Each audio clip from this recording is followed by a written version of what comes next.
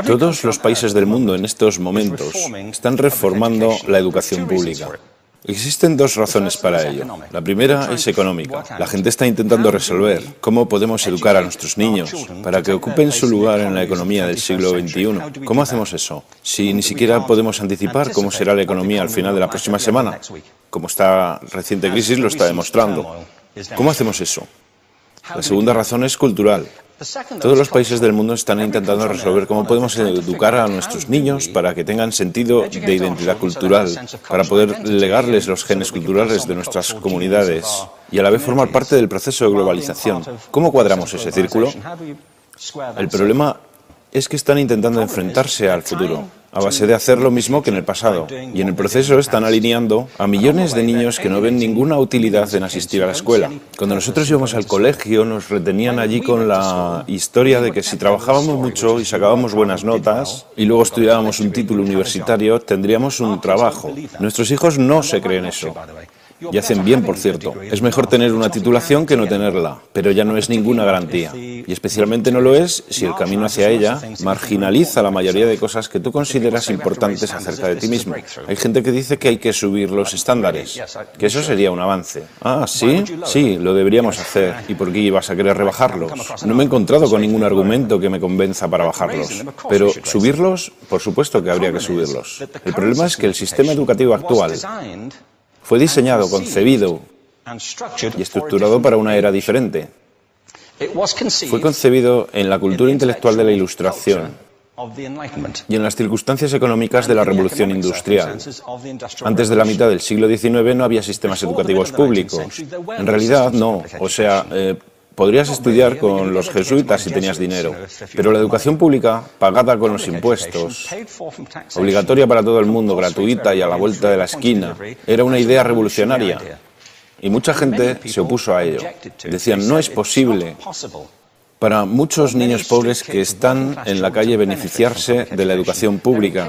Son incapaces de leer y escribir. ¿Por qué perder tiempo con esto? Y también se asienta sobre una serie de suposiciones sobre la estructura social y la capacidad de las personas. Fue dirigido por el imperativo económico de aquel momento, pero a lo largo de todo ello se infiltró el modelo intelectual de la mente, el cual era esencialmente la idea que la Ilustración tenía sobre la inteligencia. La auténtica inteligencia consistía en cierta capacidad para el razonamiento deductivo y un conocimiento amplio de la cultura clásica. Se podría resumir en capacidad académica. Y esta idea está fuertemente enraizada en la reserva genética de la educación pública. El creer que hay dos tipos de personas, académicas y no académicas, y la consecuencia de eso es que mucha gente brillante se creen que no lo son porque han sido evaluados siguiendo este concepto de mente. Así que tenemos dos pilares gemelos, el económico y el intelectual. Y desde mi punto de vista, este modelo ha causado caos en la vida de mucha gente. Ha habido gente que se ha beneficiado maravillosamente de él,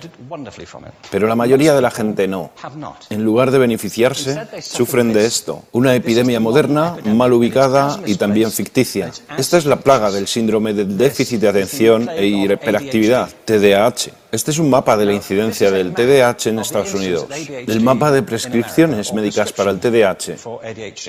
No me malinterpreten, no quiero decir que el síndrome de déficit de atención no exista.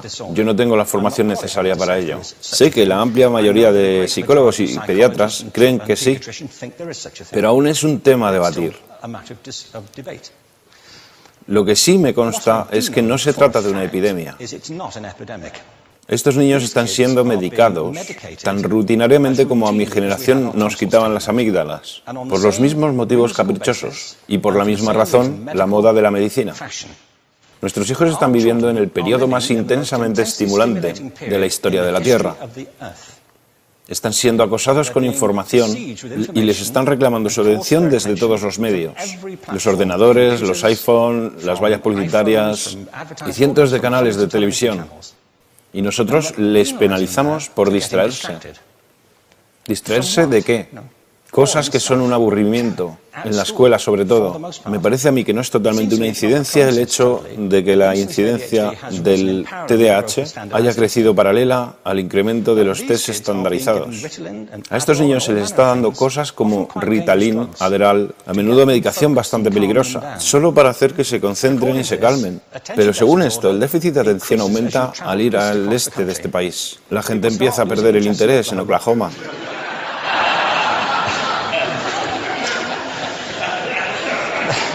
Ya casi no pueden pensar en Arkansas. Y para cuando llegan a Washington, lo han perdido completamente.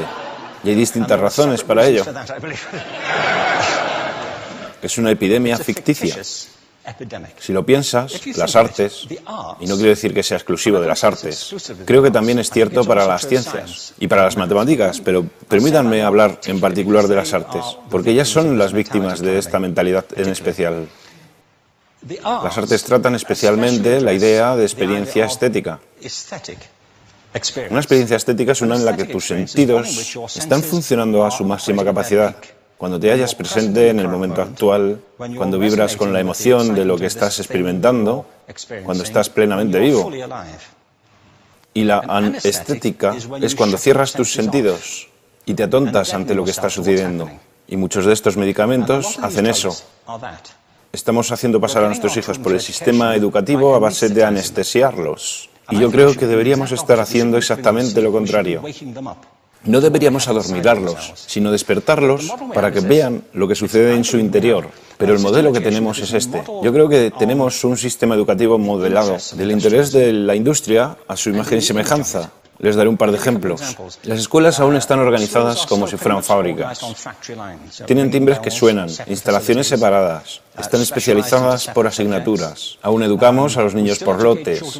Les hacemos pasar por el sistema según su grupo de edad. ¿Por qué hacemos eso? ¿Por qué suponemos que lo más importante que los niños tienen en común es su edad? Parece como si lo más importante de ellos fuese su fecha de fabricación, ¿no? Bueno, yo conozco niños que son mucho mejores que otros niños de su edad en distintas disciplinas, o en diferentes momentos del día, o que son mejores en grupos pequeños o en grupos grandes, o que simplemente trabajan mejor solos. Si te interesa el modelo de aprendizaje, no puedes empezar con esta mentalidad de cadena de montaje. Se trata esencialmente de una conformidad. Cuando ves el incremento de los exámenes estandarizados y de los currículos estandarizados, todo se basa en la estandarización. Yo creo que tenemos que ir justamente en la dirección opuesta. Esto es lo que quiero decir cuando hablo de cambiar el paradigma. Hay un estudio estupendo que se ha hecho recientemente acerca del pensamiento divergente. El pensamiento divergente no es lo mismo que la creatividad. Yo defino la creatividad como el proceso de tener ideas originales que tengan valor. Pensamiento divergente no es sinónimo de creatividad, pero es un componente esencial de la misma. Es la capacidad de ver montones de respuestas posibles a una cuestión. Montones de maneras diferentes de interpretar una cuestión. Pensar lateralmente, como lo llamó Edward de Bono. No pensar solamente de manera lineal o convergente. Ser capaz de ver múltiples respuestas y no solo una. Así que yo diseñé un test para esto y voy a inventarme un ejemplo. A la gente se le puede preguntar cuántos usos se le ocurren para un clip. A la mayoría se les ocurren unos 10 o 15. A la gente que se le da bien se le pueden ocurrir 200. Y lo hacen porque preguntan, ¿el clip podría estar hecho de goma y medir 60 metros? ¿Tiene que ser un clip tal como lo conocemos? Bueno, pues diseñé el test y lo probé con 1.500 personas. En un libro titulado Más allá del punto de ruptura, y en el protocolo del test, si superabas una puntuación determinada, se te consideraba un genio del pensamiento divergente. Así que quiero preguntarles, ¿qué porcentaje de la gente que hizo el test puntuó como genio en pensamiento divergente? Y debo decir una cosa más acerca de ellos. Eran niños de jardín de infancia. Así que, ¿qué opináis? ¿Qué porcentaje de genios?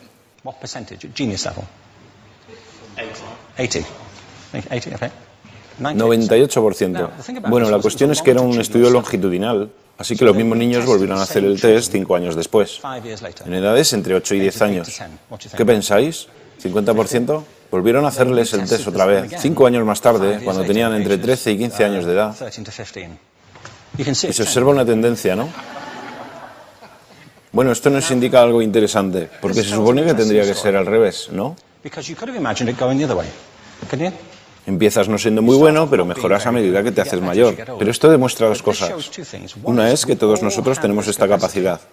Y la otra es que esta capacidad se deteriora en general. Muchas cosas les han pasado a estos niños durante su crecimiento, pero yo estoy convencido que lo que más les ha influenciado es que a estas alturas ya han obtenido una educación académica. Se han pasado 10 años en la escuela, oyendo que solo hay una respuesta correcta. Esta es la parte de atrás del libro, pero no la mires. Y no copies, porque eso es engañar.